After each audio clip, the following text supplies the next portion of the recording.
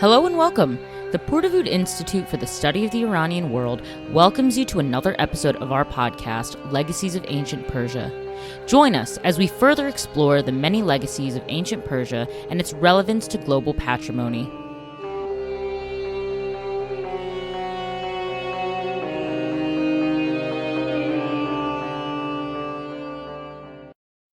Hello everyone, and welcome to another episode of Legacies of Ancient Persia. This week, our guest is Dr. Touraj Daryaee, a professor of Iranian Studies and the director of the Dr. Samuel M. Jordan Center for Persian Studies and Culture at the University of California, Irvine.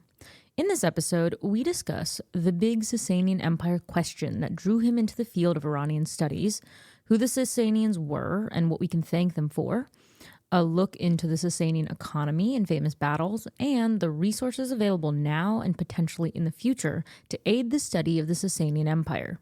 We hope you enjoy this episode, and if you like what you hear, please give our show a 5-star rating and review us on Apple or Spotify.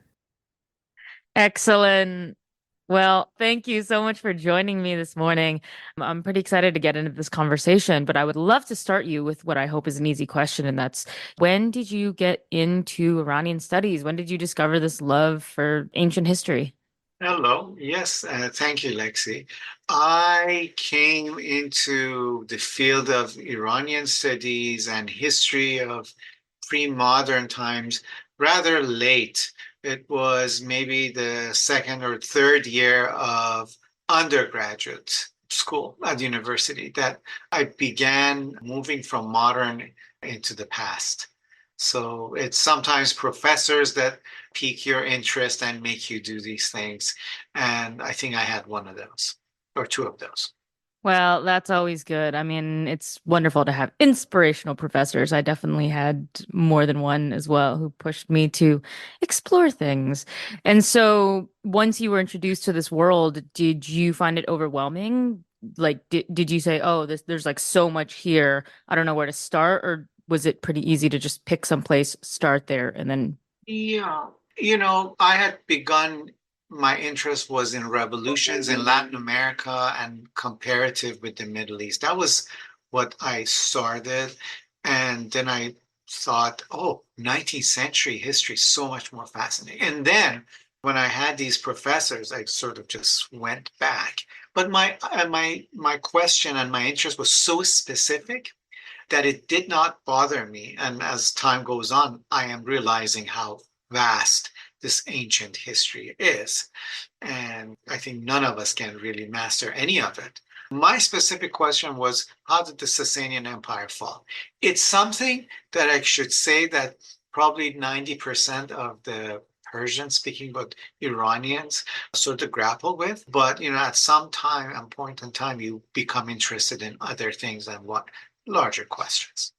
Well, that's a great, wonderful question. Also, I love how you picked a question that's broad enough that like you gave yourself a lot of room to operate. I was for a minute there when you said I have a very specific question coming out of a classics program myself, where I had a friend with a very specific question, but hers was like limited to how does this one decoration affect the change of the domestic house? And I was like, okay, that's great. That's just really specific to one thing. So I love that you gave yourself a lot of room. And so were you lucky enough that you had programs that were able to teach you about the Persian Empire? Because a lot of people have to, go through alternative departments to get there. It was somewhat alternative, but I also had the actually luxury of having professors that, we had 4 semesters of Near Eastern history and then 2 other semesters of ancient Near Eastern history.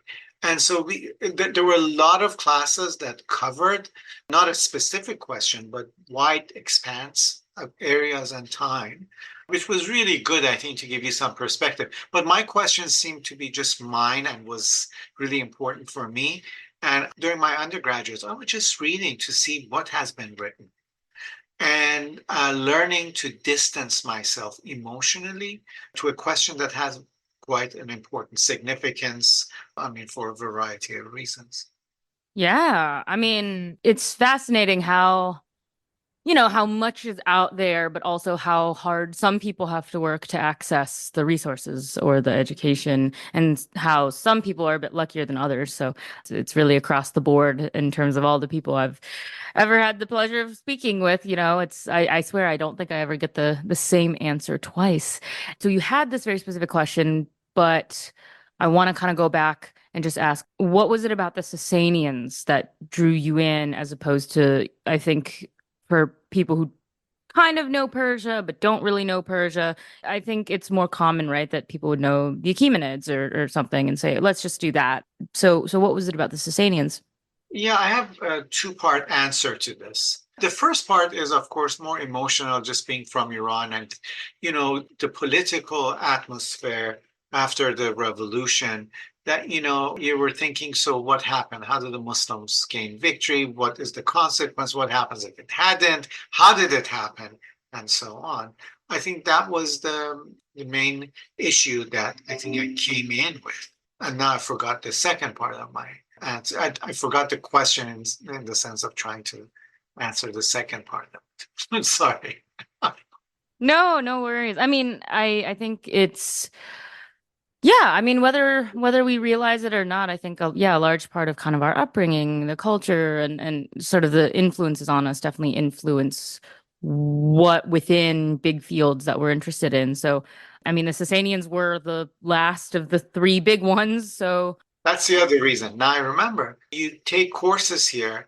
The Sasanians are mentioned either when you're taking, for example, Byzantine or Roman class, or if you take early Islamic history, it's there in various ways. In all of these courses, it is mentioned, but it seems to not be studied or taken seriously when I was here in the United States. And so either a class began with them for early Islamic history, or for Roman history was the nemesis of the sort of empire. And that really piqued my interest. That why? Why is the issue that this imperium, this place called Iran Shah, is not studied or understood vis-a-vis these other traditions? yeah, so that's true. I mean, the Sasanians, it sounds like they get the same treatment that most of Persia and the Achaemenids get from classics, right? Which is you don't really hear about what's going on in Persia until they come to try to attack Greece, and then you only hear like the invasion of Greece part, and then once they are defeated, they kind of go away, and then they stop teaching you about what happens, and they make it sound, at least from the classic side, like it was this big major defeat and they went away and were weakened. And I think it doesn't dawn on a lot of people that the Greek campaigns were just kind of blips on the overall picture of the Achaemenid Empire. But I guess when you're hearing it from the Greek side, from the little guy, they'll make it sound quite heroic and big. And we've crushed the big man. So the Sasanians, we've covered them a little bit on the show before. We've had people talk about them, but not in any great detail. So I'm wondering, can you tell our audience, let's go deeper. So who are the Sasanians? When did their empire start? When did it roughly end? And why are they so important? Sure. So as I began to understand this empire and its history, it wasn't really the end that became my interest after all. It became the empire itself during its lifetime from 224 CE to 651 CE, if you want imperial power for the Sasanians. So it was this 4 centuries of an expansive territory that is not really only Iran. They called their empire Iran Shah, the empire of the Iranians. But it really covered a good bit of what is modern day Iraq, part of the Caucasus, Afghanistan, Pakistan, and so on. And they come in with a very clear, I think, ideological view. They have a pressing for a specific religious view and perhaps what is an Iranian. So it's very suddenly, it's interesting. Out of this older empires of the Achaemenids, the Parthians, you suddenly see a cultural shift. I think they want everyone to know that this is different. And I think their neighbors, people living within the empire, also felt that there's something different. And this difference then begins to work culturally. whereby a century before its fall, has developed an identity for a person living within empire. As if in Rome, who is a Roman? What is a Roman citizen? These very questions then begin to discussed in the Sasanian period. And for at least me, what I've seen the closest idea is with China, comparative studies with China. And in China, also, it appears in the 5th and 6th century, the idea of who is Chinese is not so much the ethnicity or the bloodline that one talks, but who partakes into a cultural milieu that is called Chinese. And for this is Iran Shah, or being Iranian. So certain mores, values, legal ideas, and so on. And this allows it to survive as an idea of Iran after its fall. So that cultural component is really important to me. Of course, for the Romanist, it's the Roman and the Persian Wars. For Silk Road studies is the Silk Road, and Persia being the intermediary, but also place of production and control. For different fields of studies, it's important. But the empire itself, of course, for me is central to understanding actually the neighbors. So it's the opposite. And so there are things happening with this empire that are interesting, needs to be known, that makes better sense for the period if we know it.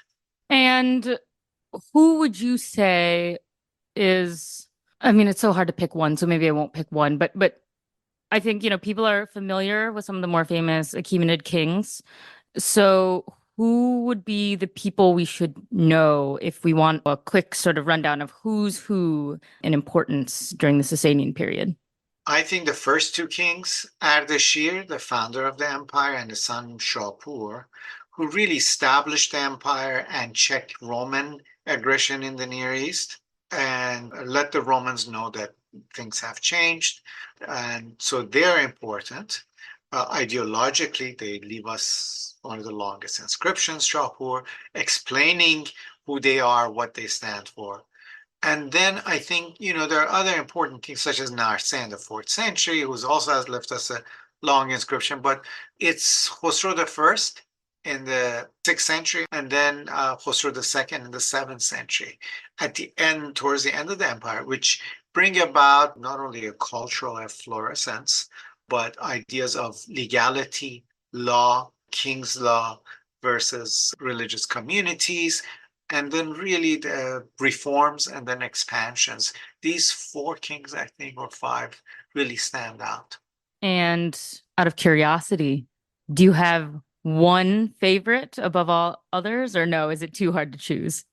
Well, I'm trying to write a book on the founder, Ardashir Babakan, because I think he comes up with ideas that are not so new in Near Eastern history, but the idea of suddenly calling your empire Iran or Iran Shah. It's curious. Making Zoroastrianism understood as their religion, a sort of militant piety, if I may say so, begins to take shape, which we find in 13th, 14th century in Maghreb, in North Africa. We find it with the Safavids, probably in 16th century. But early on, we're seeing actually a preview to what we find in North Africa and then other places of this militant piety order that comes and takes over and really redefines identity and I think imperium on the Iranian plateau. That's a lot for one person to do. So it's quite impressive. I'm just, I'm sitting here trying to think what would be, oh gosh, there's so many basic questions, right? Especially if you're not very familiar with this time period and the people. But I'm trying to think, would there be any remaining like monuments or public works or big sort of cultural institutions that were developed then that we still have either in its current form or it's sort of changed and yeah. I mean, in terms of monuments, what stands out that, of course, its bare skeleton is halfway there is its capital and one of the palace called Ctesiphon, which still stands today close to Baghdad. And that is one of the, it was a place of pomp, ceremony, prestige. We know what they did inside of it. And it was the highest or tallest standing arch that we have. And we get literary tradition as to what was done into it in terms of, parring with the Byzantines, where, there's the largest carpet there, and the carpets would be changed with season. There were chair, sort of political chair movement where, someone who was important or a king was demoted. The chairs were moved. It was a center of course, ritual and politics. But in terms of literature, I think what the Sasanians are mostly known or should be known is for redevising the game of chess, which we know it's Indian in its origin. Chaturanga has 4 limbs, and I think they played with dice. That at least when the Sasanians come, and we have the earliest explanation of this game in Middle Persian from the Sasanian period, it's been changed. And that is something that, of course, still stays with us, as well as the game of backgammon, which they discuss. And this is just not only for game's sake. It becomes part of what we call here paideia. In Persian, we call it farhang, or Middle Persian frahang. To acquire knowledge, you have to know strategy. And to be a good Iranian, to be a citizen of Iran, to know the games of chess and backgammon, to prepare you mentally. So that's the mental aspect, or part of this mental aspect. And then, of course, if I can give you the bodily readiness, is a game that was probably current in Parthia and in China, but it becomes so much synonymous with this Sasanian world, is the game of polo. So you play chess to be mentally ready, and you play polo to be bodily ready. And so even today, I think the polo emblem is the emblem of the sports association. So, there are these things that continue with us. And for the post-Sasanian, one of these kings called Bahram Magur, his affairs and movements and wars, and it's so famous, or becomes so famous, that artistically and literally it survives in the Islamic period. And so, in the Timurid period, you have these Shahnamas, which shows Bahram hunting and has someone accompanying him. And then you find this even before on Seljuk dishes, and you find obviously on Sasanian silver dishes. And then Nizami Ganjavi puts this historian as the 7 beauties, sort of one of the most famous medieval Persian texts of Bahram's exploits and his love affairs. So some of these people outlive and continue to live, but he the most, into not only Near Eastern or Middle Eastern literature, both Persian and Arabic, but also some of the things that devise, like chess, backgammon, which the Muslims then take to the other places, as well as polo.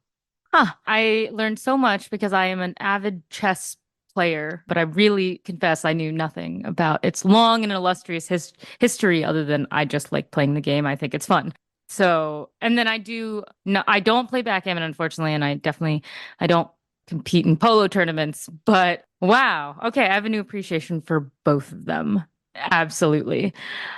So I think one thing that dawned on me sort of as we've been speaking is that you mentioned that you really like the first king who founded the empire, Ardashir. So then I realized, can you tell us, why do we call it the Sasanian Empire and not name it after Ardashir?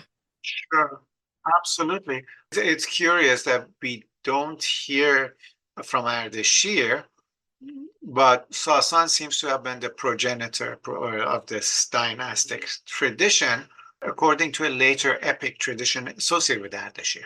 And then, by the time of Narseh in the late 3rd, early 4th century, then the family, the Sasanagan or the Sasanians, are mentioned in the inscription. So we know that they're from the Sasanian tradition, and then there's an epic tradition of 6th century associating him as the progenitor of these people. And so I have heard, obviously, I most of the time refer to it as the Sasanian Empire, but I've heard people also call it the Neo-Persian Empire. And I'm wondering, is there a vast difference between calling it one or the other, or are they really just kind of the same? It depends from which discipline you come and how you see history. So there must have been an older Persian Empire that came in, and so these are new. If you're doing Iranian history, it's just dynastic history of one following another one. I tend to think it is Neo-Persian, but it's in fact more of perhaps the first name-wise Iranian Empire, because they're very fixated on calling themselves that they're the rulers of this realm of the Iranians, Iran Shah, and they want to specify where is Iran Shah. None of the empires before them make this specific reference as to where they're ruling, who they're ruling over, and what religion is the religion that should be. So the super religion of the empire. Well, this was all a big attempt to circle back to the original question that you began us with, which is why did the empire eventually fall? So, do you have an answer that you can tell us? What did you discover? So I think, as time goes by, it's interesting that our notions changes. And I think we'll never find the exact answer or the one, I don't think there's one answer. But I think based on the time period that we're living in, that is the scholars of their time, they tend to pick on a certain aspect or reasoning.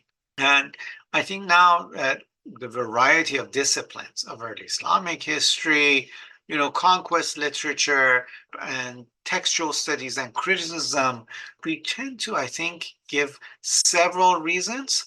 What's dominant has been dominant, that the Persians and the Romans, the Iranians and the Romans fought each other for 20 some odd years, weakening each other, allowing this unified recently Arab forces by their caliphs from the second caliph Omar onwards to be flushed out, not only to take care of any disruption in local politics, but as conquest force that allows them. I mean, that is the major reasons given. But internally, of course, we see that the Sasanian Empire is in trouble dynastically at the end of it, where kings are chosen. My idea has been that there were these barracks kings, that is, generals began to choose kings in various parts, sometimes ruling at the same time in the 7th century.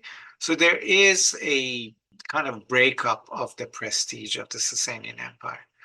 And even to be more, I think, having made up my mind now, is that one of the important generals of the 7th century, which almost brought down the Byzantine Empire, Shahrbaraz, has an important hand in negotiating with Heraclius, the Roman Byzantine emperor, and not really fighting on any front and keeping his forces in a way to allow the defeat of Khosrow II, where a coup takes place and he's removed. And then from then on, really, you have a period of chaos.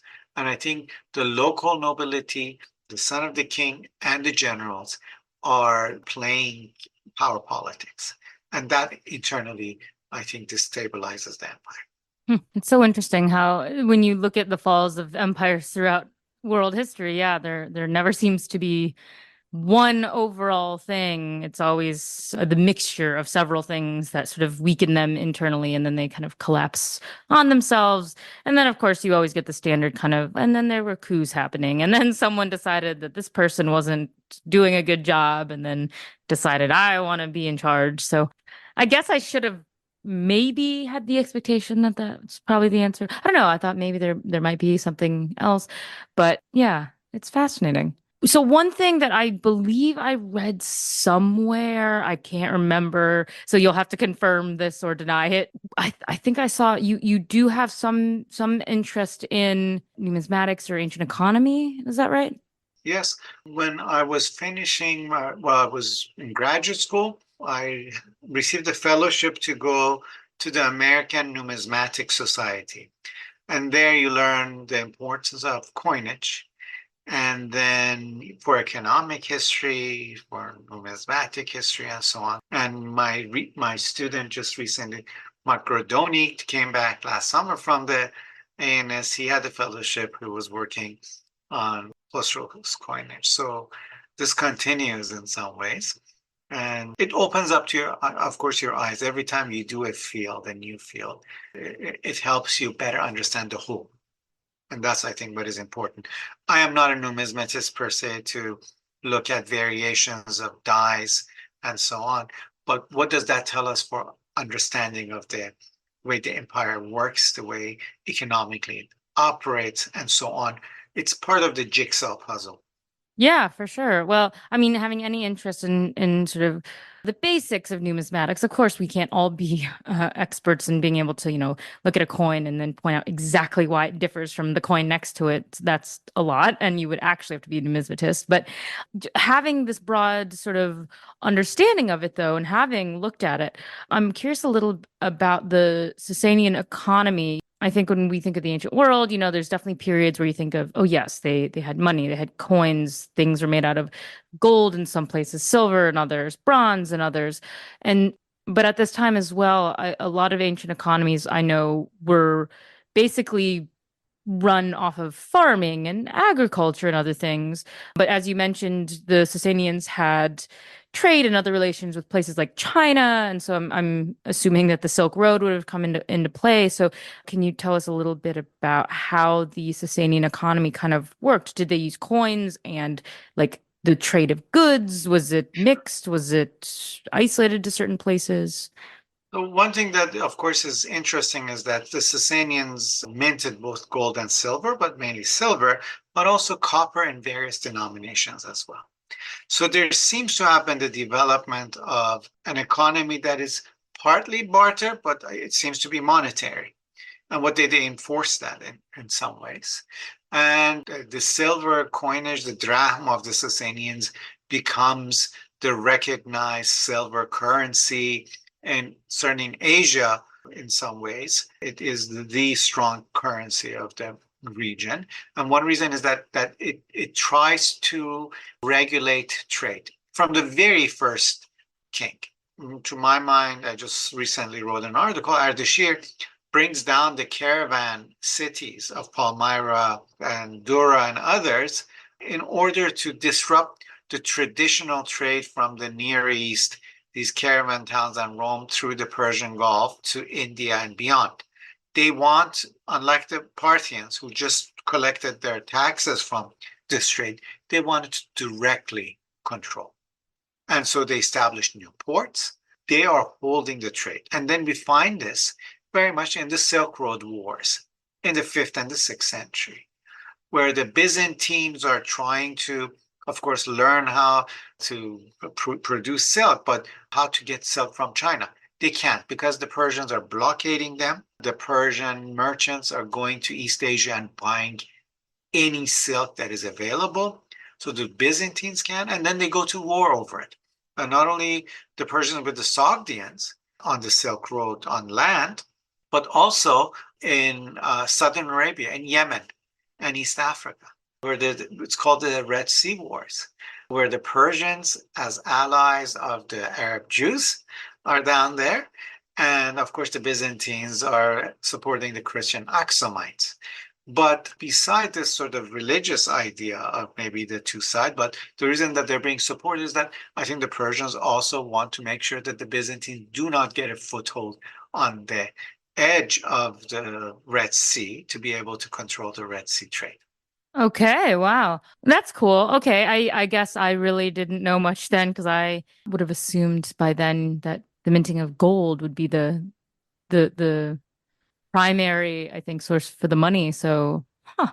No, gold was accumulated, so we know but we don't really know. The big question is what happened to the gold. Well, my answer is when the Muslims come, they're going to, use it. But gold was probably kept in the treasury, but silver was the dominant coinage.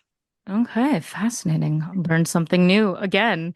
I feel like this is nothing but me learning new things about an empire I was very unfamiliar with. So, to continue the trend of fascinating new things I'm learning, you mentioned a couple of battles in there, and that made me realize that I'm not familiar with I guess, most famous battles or wars, I guess, that the Sasanians might have fought at any given time during their long history, at least not the way that, certain battles in history are known. So, what would you say are one or two of the more important battles that, people should know about? Yeah, I'm not so much sort of battle knowledge, but of course, when we talk about the Sasanians, everyone focuses on the three battles that the Sasanians lose to the Arab Muslims in the 7th century. But for what is worth, in the third century, Shapur, the second Sasanian ruler in the Near East, is able to capture one Roman emperor, kill another one, and make another one tributary. And of course, they put lots of rock reliefs showing this, and they wrote about it. So that's why we know. And of course, not only that established the power and to show the Romans that they just can't do as they did before, but of course, it's probably one of the rare times in history that someone can do something like this to the Romans, who thought they were invincible. And I think they're checked. So already in the third century, in the battles for the control of the Near East. And, I always put the question in this way to the Romans. It's taken for granted that the Roman Empire, which was in Rome, or then it moved its capital to Byzantium or Constantinople, should be in the Near East. But the question is, the Sasanian capital is in Ctesiphon in Iraq. So who feels more danger and who is being the aggressor here? It obviously for the Sasanians whose capital is in Iraq, the Romans being in Iraq, the other side of Euphrates, and then in Syria, and in the area there, is much more of a threat, and it needs to be checked. The power of the Romans. I mean, obviously the Romans are their biggest foe. And just in terms of international reach. I mean, did they have another secondary foe, or did they have pretty good relations with their other neighbors? They had good relations and not so good relations. What happens from the late fourth, you begin to have more nomadic and sometimes more powerful nomadic tribes coming from Central Asia to put pressure from the east. These are collectively are known as the Huns, but in fact, we now can identify them beginning with the Al-Khans, and then the Kidarites, and obviously the Hephthalites and the Huns. So the successive group who are by the 5th century quite powerful and even defeat Sasanian kings and so on. And what the Sasanians have to do to protect themselves, in fact, to build what is now thought to be the longest wall in antiquity. This is, we usually think of the Wall of China, which is not contiguous until later time to stop exactly the same movement of people. But they built it from the east of the Caspian all the way to a distance, quite long, and then also in the Caucasus between the Caspian and the Black Sea. And the wall continues. Eberhard Sauer, with their colleagues, have now published a number of books, and two important books showing this long wall and the investment that is needed. So if you could think of, late antiquity, even earlier, you could see that for the Romans from Britain and onwards, the wall building to protect people, their empire. For the Sasanians, again, from this incursion, and the Chinese, it is in some sort of unison, not exactly at the same time, to protect themselves from the coming of nomadic tribes. So that seems to be the biggest threat that the Sasanians faced, and then the Turks, who were also there. But sometimes they played these people as allies, and sometimes became foes. Sometimes they became the allies of the Romans. Sometimes the Sasanians would extract money from the Romans in the Caucasus for the quote unquote upkeep and the defense of it. And if the money wasn't paid, the gates would be open, so these nomadic tribes would go towards Rome and create havoc. So there's diplomacy and there's pressure. Fascinating. I mean, I love international relations, both in the modern stuff and also definitely the ancient stuff, because the ancient world was messy and it just feels like your enemies one moment and then your friends the next. And then it's very sort of transactional and utilitarian all at once somehow in the ancient world. It's fascinating and I love it. I think one of the things that I'm quite curious about, just because it touches on a lot of the research and stuff that I like to do nowadays. So I'm curious, when the Sasanian Empire finally fell, obviously they didn't all just sort of die out or get killed or leave or whatever, but you may not know this. Are there any dynasties, descendants, like people, I guess, like who would they have been ancestors to now, kind of moving forward in the timeline? Do we have any people who I guess could say, like, I'm descended from the Sasanians? I don't think anyone now can say that, but what we know is that when the last Sasanian king is in power, Yazgerd III, sends his children, his daughter and two of his sons to the east. And so we have a bilingual Chinese Middle Persian inscription of a Sasanian lady. And then we have statue of a Sasanian ruler who's called the commander of the right guard in the Chinese Empire, in the Tang Empire, which seems to have been the grandson. That is the son and grandson of Yazgerd, who served in China and were basically the family in exile, attempting to come back and take the throne. And they attempt to do this also to establish themselves in Sistan, what is modern day today Eastern Iran and Afghanistan for a while, but they're unsuccessful. And so we think that the major part of the family has moved east, along probably with the nobility who left their lands and so on, and they lived in the east. Oh, okay. Yeah, I don't know why. I'm always curious of like when one dynasty falls, like where do the people go? What happens? So, huh, okay. Very good question. No, no, we have a Japanese scholar who has now passed away. And of course, we know in Japan, I think it's the Nara Museum, I'm not sure, but has important Sasanian objects. And it seems that they moved. And my guess is Korea, China, and Japan all saw Sasanian family in their midst.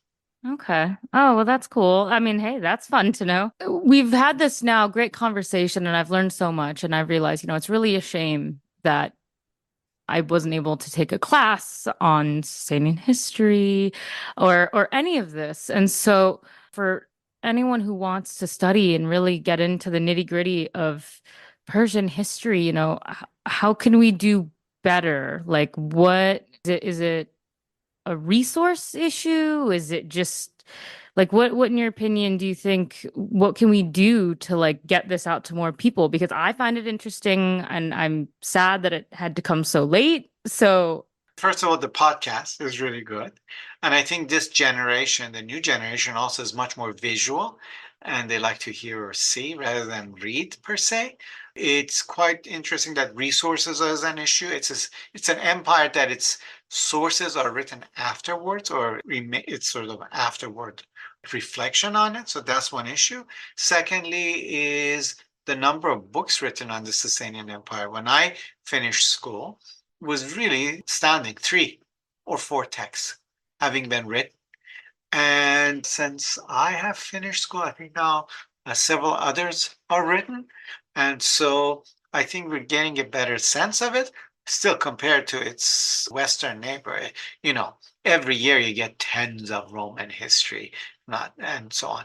But the Sasanians are beginning to become known, and I'm quite glad that this is happening. And of course, that's what we do.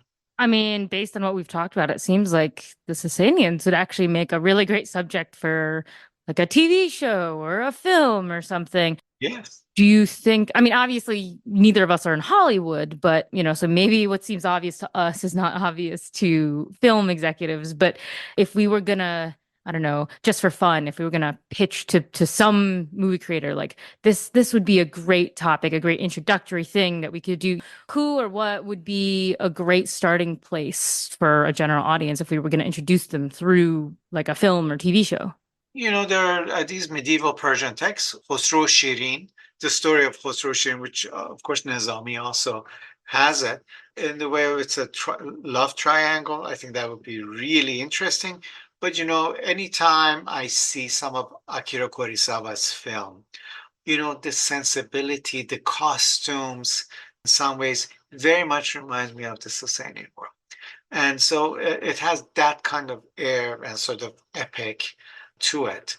So it's really interesting. Of course, it needs more audience to know about it, but Well, that's always the struggle, for sure. I mean, and also like in terms of not just the general public now, but for students maybe now at a higher level who want to continue and try to study the Sasanians, but any period really of ancient Persian history, obviously it's not easy to travel to Iran to go and see things. So how much do you think that hamstrings students now and future students, and how can we make it easier to sort of make up for the fact that we can't travel there? I mean, since my own time, it was hard to go, and that brought a disadvantage. If you can't go to the heartland of an empire you're studying, while you can get funding to go to Egypt, to Morocco, to places, it makes it more difficult. Nowadays, of course, in northern Iraq or Iraq has opened up, so people go and they're excavating, or they're going to the southern side of the Persian Gulf, which the Sasanians were present, and in Central Asia. Again, you could, still see the power and sort of remains, and you can go around the countries around it, in Armenia, Republic of Azerbaijan, even Georgia. So those places are still, I think, good and viable. And so that's one way of, I think, going over it. And now in the US and Europe, there are many courses on the Sasanians being taught.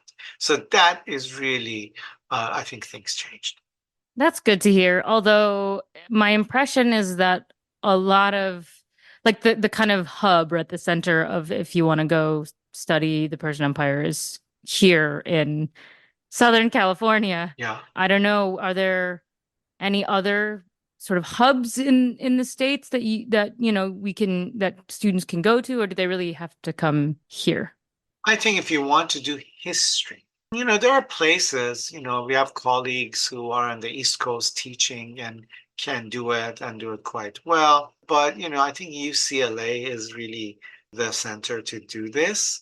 And then I think UC Irvine just as well, both in California, who specifically teach Sasanian history and then all the things that is related, needed to it, like art history, archaeology, and languages and religions. So you have all these professors, a cluster now that makes it a bit different, I think, for since a long time, at least in the United States. Well, I mean, as you mentioned, there are clusters here and there's good work being done both here at UCLA and at UCI. And so I know you mentioned that you're working on a couple of projects and a couple of books.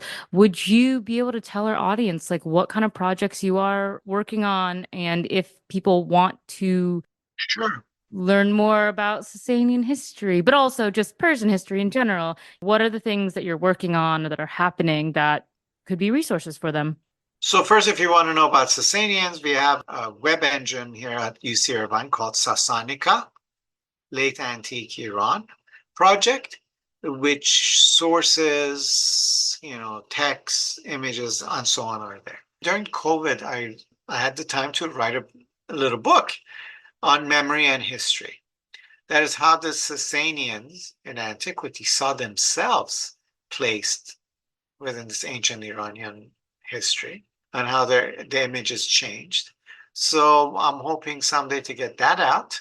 That was written and it's just collecting dust. And more recently, I've done about 4 or 5 articles on Ardeshi, the founder of the Sasanian Empire. And I think those together with a little bit more work can sort of give us an idea of a king that brings major changes religiously, politically, ideologically, not only for its own empire, but its neighbors. So those are my 2 big projects. And in terms of things that are also maybe different format and open to the public, do you have any cool projects you are working on that are in a different medium? Sure. First of all, the Sasanica project is open to the public. Everyone can change. And we're discussing a project for, let's say, the study of papyrus, Middle Persian papyrus, which is an important primary source for understanding social, religious, economic history. And that is in the works. We haven't signed it. So once the ink is placed on paper or electronically signed, then I can say more about that. Nice. And I do know that you are one of the co-organizers, I believe, on a series of upcoming, hopefully, workshops. Can you give the public a little sneak peek about what you hope that these workshops achieve? Sure. Professor Shaigan and myself are editing the Blackwell Companion to the Sasanian Empire. And of course, he's much more involved in other periods as well. But we have together thought of having a number, and this is a large number, of conferences on various aspects of the Sasanian world, just like the ACK work, the Achaemenid Empire that he's doing with Robert Rollinger, to have him and I do this beginning at UCLA, Irvine, and then moving around the world and having these publications to rethink and see Sasanian Empire redo, maybe version 4.0 or 5.0, depending on who's counting. And obviously, most conference proceedings end up in just a volume. Do you foresee this being open to everyone? Is this mostly for students? Like, yeah, who is going to be able to read the finished product of the conferences, the workshops? Since these are topical, let's say core and periphery, religion, it is for students who are interested in this period. I think what these conferences and the proceedings do is it allows scholars and people who are writing dissertations and papers to reevaluate the state of the field and how we can reimagine, rewrite, rethink history. And I think that's quite beneficial. Otherwise, you end up with a static history. And, Christensen has written a book in 1944 on the Sasanians. So you could use that. But obviously, since 1944, not only discoveries and whatnot has come about, but our understanding of history, our vision of history, our questions have changed drastically, our interest. And I think these proceedings and their publication help us answers. No, I think that's a really great answer that helps illuminate, because I think when I talk to friends outside of the field, I've had a few friends kind of bemoan the fact that, oh, this sounds interesting, but I don't feel like I'd belong. I can't go. I wouldn't understand. And I think it's really important to be able to, tell people like, yeah, I know it sounds very interesting, but you don't feel that, this is quite for you if you're not in the field or an adjacent one. But I think it's important to know that, like, yeah, it's because for a good reason, a lot of this is not designed specifically to be a public conference with sort of easy to understand things, but it does have a purpose, which is if we rethink the state of the field and kind of what should be considered canon for teaching things, that will benefit them in the long run, because then whatever the proceedings yield, you can have people take and convert into something for public use, and it would just be updated. So I think it's really important to have a distinction there. So I would say to anyone who may be listening, whose reaction might have been, oh, that's awesome, that doesn't sound like something I then could participate in. It's okay. We will have great info come out, and then someone will take that and make it into something for the public, and you will have access if you want to learn more about the Sasanians, I promise. So there's light. It's the same thing as any discipline. I mean, be it in the sciences and so on, you have conferences to gain a new understanding and to go further. It just happens that sometimes in the field of humanities, people don't think about the field of humanities the same way, where in fact it's the same thing. You have these conferences to come up to see what is new and what has come out, how that will shape our understanding of the world that we live. Yeah, I think it's really valuable. So thank you for sort of taking the time to explain that, because that's definitely a big misconception. I could ask you so many more questions, but that would take us forever. So I've got to move us along. Interested in learning more about the wonders of ancient Persia? Visit the UCLA Archaeological Gazetteer of Iran.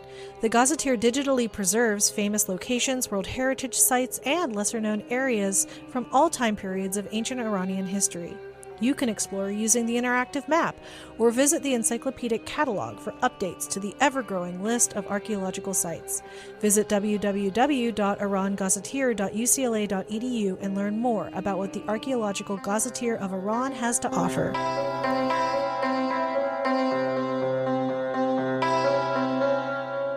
There are normally two questions that I like to end with. And the first one is, what, in your opinion, is the greatest legacy left to us from ancient Persia? So I would frame this, are we talking about us, meaning people living in the West? Are we talking about the world in the Near East and Iran, but I think because it has different reflections, I think, or afterglows, even if you might say. It is an empire that is very little understood, but it's sort of, for me, it's culture. It's cultural resonance and the idea of Iran. Some of its foundational ideas, even for today, are constructed at that time, whether we like it or not. But I think to understand a civilization, you need deep history. I am very distraught when I see, pundits who have read, international relations, which I like, but having no background to ideas as to connections and deep histories. Yeah, no, it can definitely be quite upsetting. Also, just considering if you look at Iran in the modern context, especially, I suppose, politically, yeah, people just don't seem to have an appreciation or knowledge since like the revolution. And then they kind of are like that, yep, that starts the history. And now we learn from that. And I'm like, no, I'm like, but Iran has such a long, illustrious history. Like, go back to 600 BCE, and they're like, no. So, yeah, I get it. It's frustrating. But yeah, no, the culture, I would totally agree with you on that. I mean, it's given us so much and influenced so many other things. So, yeah, totally agree. But the second question I have is, what do you think would be the best legacy that, again, we ourselves can leave for future students of Iranian studies? Sure. I think what we can do is to, of course, write our books and teach, but to leave the gates open and allow them to write their version of history, and also take things to places that we may have never imagined and we probably wouldn't imagine, coupled with what now goes on with AI technology, all sorts of things that are going, and the amassing of information, which has so much change, to allow them to sort of move forward and sort of give us the, Sasanian History 5.0 and 6.0. Yeah, I think that's a great answer as well. We need more publications, especially when resources are still more scarce than, well, something like Rome, which, as we've said, have how many publications any given month, year? I mean, it's such a fascinating period of history. And I've enjoyed really, really learning so much more about it today in this episode. And I hope that our audience will as well. So I kind of lied. There is one more question, but this is a really easy one. And that is, tell us, where can people find you? Like, how can they get a hold of you if they would like to email you to ask you questions, or just check out some of your work, your publications, all this good stuff? Sure. So I have a website, obviously. Beside my university, I have one, Touraj Daryaee. I think it's GoDaddy. I don't know why this GoDaddy, that goes with a .com. But I teach at UC Irvine. I have a UCI email that anyone can find if they Google me. And I try to answer to as many people as possible. And do you have an academia page? I do, Touraj Daryaee. I have one that I try to put all of my interviews and publications on it. And that is, again, available. And not to suggest that I am really important, but, everything is there. Good. Well, I'll make sure to link as many of the things as I can find in our show notes, so that way people can send you an email, read your publications, hopefully learn something new, and then maybe perhaps you'll get some emails about perhaps getting some new students. Sure. I'll send you the links gladly. Excellent. Well, thank you so much for taking the time to join me and just teach me and us, I guess, a little bit more about the Sasanians. I mean, always love these opportunities to learn more about periods of history that I'm unfamiliar with. It was my pleasure, Lexie. Thank you so much.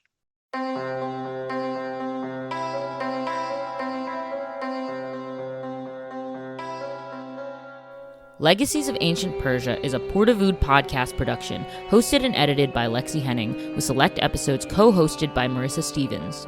Cover art provided by Hadley Leesman and original music by Brent Arhart.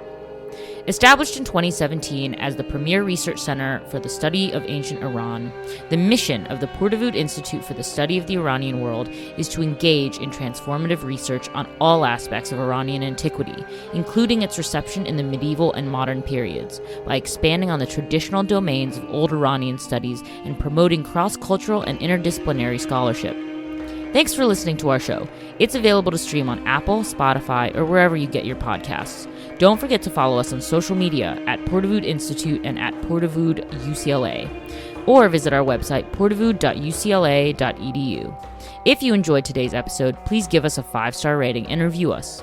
For podcast inquiries or questions about the Purdue Institute, please email us at purduepodcastproduction@gmail.com. We'll see you next time as we continue our deep dive into the legacies of ancient Persia.